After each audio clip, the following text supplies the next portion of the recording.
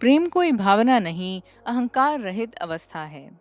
आमतौर पर हम प्रेम को एक भावना के रूप में देखते हैं, जिसमें आकर्षण, लगाव, खुशी और कभी-कभी दुख भी शामिल होता है। लेकिन यदि ध्यान से देखा जाए, तो इस प्रकार का प्रेम अक्सर अपेक्षाओं से भरा होता है।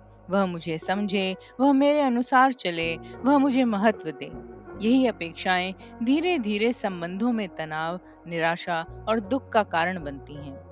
जब हम किसी व्यक्ति या संबंध से कुछ पाने की आशा छोड़ देते हैं, चाहे वह सम्मान हो, ध्यान हो या सुरक्षा, तब एक नई गुणवत्ता उभरती है, जिसे अष्टावक्र गीता प्रेम कहती है। यह प्रेम किसी शर्त पर आधारित नहीं होता, न ही यह किसी प्रतिक्रिया पर निर्भर करता है। यह भीतर से स्वतः प्रवाहित होता है, क्योंकि अब उसमें लेने की चाह नहीं, केवल होने की सहजता है। अष्टावक्र गीता के अनुसार सच्चा प्रेम कोई क्षणिक भावना नहीं है जो आती जाती रहती है।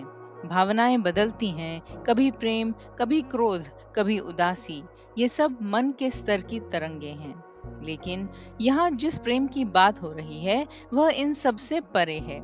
यह एक ऐसी अवस्था है जहाँ व्यक्ति का अहंकार ढीला पड़ जाता है।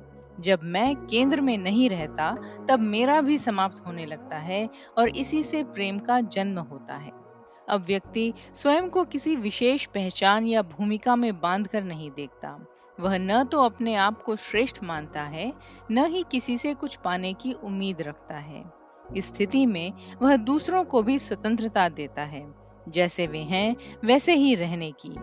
यही स्वतंत्रता और स्वीकार ही प्रेम का वास्तविक स्वरूप है। इसमें पकड़ नहीं होती, नियंत्रण नहीं होता, केवल एक गहरी समझ और करुणा होती है।